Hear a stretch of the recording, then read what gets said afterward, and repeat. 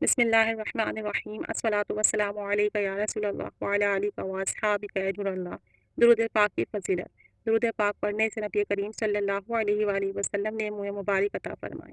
حضرت شاہ ولی اللہ محدث دہلوی رحمۃ اللہ علیہ کے والد ماجد شاہ عبد الرحیم رحمۃ اللہ علیہ نے فرمایا کہ ایک بار مجھے سخت بخار کا عارضہ لاحق ہو گیا اور بیماری طول پکڑ گئی، یعنی بہت طویل ہو گئی، حتیٰ کہ میں زندگی سے نا امید ہو گیا۔ اسی دوران مجھ پہ غنودگی طاری ہوئی، یعنی کہ نیند آ گئی، تو میں نے دیکھا کہ شیخ عبدالعزیز تشریف لائے ہیں اور فرماتے ہیں، بیٹا رسول اکرم صلی اللہ علیہ وآلہ وسلم تیری عیادت کے لیے تشریف لا رہے ہیں، اور غالباً اسی طرف تشریف لا رہے ہیں جہاں آپ کی چارپائی کی پائنتی ہے، لہٰذا اپنی چارپائی کو پھیر لو۔ یعنی جہاں آپ کی چارپائی ہے اور جس طرف آپ کے پاؤں ہیں اسی طرف سے تشریف لا رہے ہیں، تو کہیں بے ادبی نہ ہو جائے، تو اپنی چارپائی کا رخ تبدیل کر لو۔ یہ سن کر مجھے کچھ افاقہ ہوا، یعنی میری طبیعت پہلے سے بہتر ہوئی۔ چونکہ مجھے گفتگو کرنے کی طاقت نہ تھی، میں نے حاضرین کو اشارے سے سمجھایا کہ میری چارپائی کا رخ تبدیل کر دو۔ انہوں نے چارپائی کا رخ بدلا تو شاہ کونین صلی اللہ علیہ وآلہ وسلم تشریف لے آئے اور فرمایا، اے میرے بیٹے، کیا حال ہے؟ سوچیں ذرا، سرکار دو عالم صلی اللہ علیہ وآلہ وسلم خیریت دریافت کر رہے ہیں تو امتی کا کیا حال ہوگا؟ دل کو کیسی تسلی اور ڈھارس ملی ہوگی کہ میرا حال دریافت کرنے والا، میرا خیال پوچھنے والا، کہ میری خیریت پوچھنے والی ذات گرامی نبی کریم صلی اللہ علیہ وآلہ وسلم ہے۔ تو آپ صلی اللہ علیہ وآلہ وسلم نے جب حال دریافت کیا تو وہ کہتے ہیں کہ مجھ پر ایسی لذت طاری ہوئی کہ مجھے وجد آ گیا اور میں بے طرح رونے لگا، مجھ پر گریہ آہوزاری طاری ہو گئی۔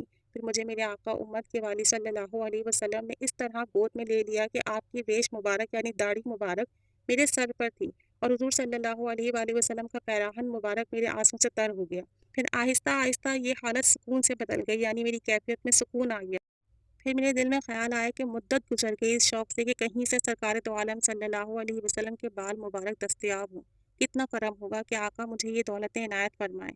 بس یہ خیال آنا ہی تھا کہ نبی کریم صلی اللہ علیہ وآلہ وسلم نے میرے اشارے پر مطلع ہوئے، اور آپ صلی اللہ علیہ وسلم نے اپنی ریش مبارک پر ہاتھ پھیرا اور دو بال مبارک مجھے عطا فرمائے، یعنی اپنی داڑھی مبارک پر ہاتھ پھیرا اور دو منہ مبارک مجھے عطا فرمائے۔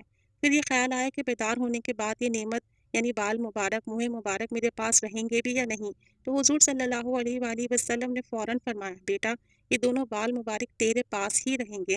جہاں بعد سرکار دو عالم صلی اللہ علیہ وآلہ وسلم نے صحت کلی اور درازی عمر کی بشارت دی تو مجھے اسی وقت آرام ہو گیا۔ میں نے چراغ منگایا اور دیکھا تو میرے ہاتھ میں وہ منہ مبارک، وہ بال مبارک نہ تھے۔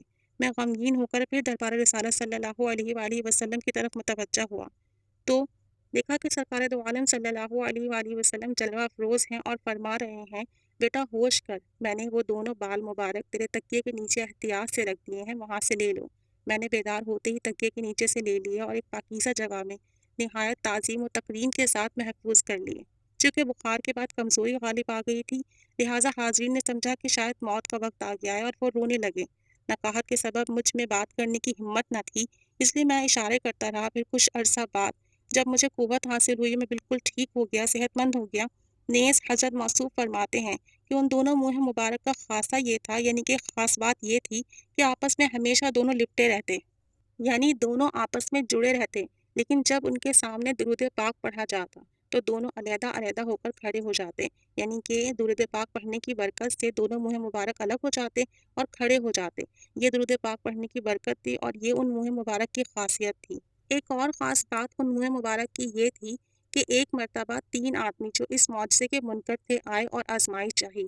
میں بے ادبی کے خوف سے آزمانے پر رضامند نہ ہوا، یعنی اس بات کا خوف تھا کہ کہیں وہ آدمی ان منہ مبارک کی بے ادبی نہ کر دیں۔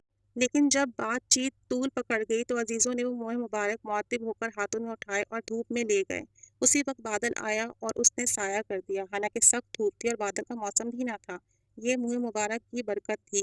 یہ دیکھ کر ان میں سے ایک نے توبہ کر لی اور مان گیا کہ جبکہ دوسرے دونوں نے کہا یہ اتفاقی امر ہے، یعنی ایک نے تو فوراً توبہ کر لی اور مان لیا کہ نبی کریم صلی اللہ علیہ وآلہ وسلم کے منہ مبارک ہے، لیکن دو جو تھے وہ ابھی بھی یہی کہتے تھے کہ یہ اتفاقی امر ہے، اتفاق سے بادل آئے ہیں۔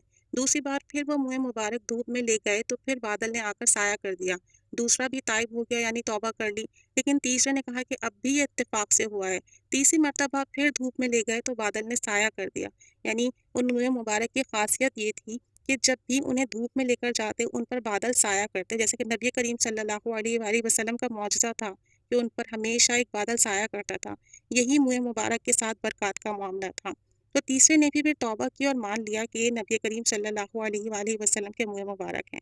تیسرا یہ کہ ایک بار کچھ لوگ منہ مبارک کی زیارت کے لیے آئے تو میں منہ مبارک والا صندوق کو باہر لایا۔ کافی لوگ جمع تھے، میں نے تالا کھولنے کے لیے چابی لگائی تو تالا نہ کھلا۔ بڑی کوشش کی لیکن تالا کھلنے میں کامیاب نہ ہو سکا۔ پھر میرے دل میں یہ خیال آیا کہ معلوم ہوتا ہے کوئی شخص یہاں ایسا ہے جس پر غسل واجب ہے اور اسی سبب سے تالا نہیں کھل رہا۔ میں نے پردہ پوشی کرتے ہوئے سب کو کہا جاؤ دوبارہ طہارت کر آؤ۔ جب وہ شخص مجموعے سے باہر چلا گیا تو تالا کھل گیا اور ہم سب نے زیارت کی، یعنی کہ منہ مبارک پاکیزگی کی جگہ میں پاکیزگی کی حالت میں، اور جب درود پاک پڑھیں تو وہ دونوں ایک دوسرے سے الگ ہو کر کھڑے ہو جاتے اور بادل ان پر سایہ کرتا اگر انہیں سخت دھوپ میں لے کر جایا جائے۔ تو یہ منہ مبارک کی خاصیت تھی، یہ ان کی برکات تھی، یہ ان کا معجزہ تھا۔ حضرت شاہ ولی اللہ رحمۃ اللہ علیہ نے فرمایا کہ جب میرے والد ماجد نے آخری عمر میں تبرکات تقسیم فرمائے تو ایک بال مبارک مجھے بھی عنایت ہوا۔ الحمد للہ رب العالمین۔ انفاس العارفین صفحہ نمبر 39۔ تو یہ نبی کریم صلی اللہ علیہ وسلم پر کثرت سے درود و سلام پڑھنے کی برکات ہیں۔ اللہ تعالی ہمیں بھی کثرت سے درود و سلام پڑھنے کی توفیق عطا فرمائے اور آپ صلی اللہ علیہ وآلہ وسلم کی خاص عنایت اور توجہ عطا فرمائے۔ آمین صلی اللہ علیہ وآلہ وسلم۔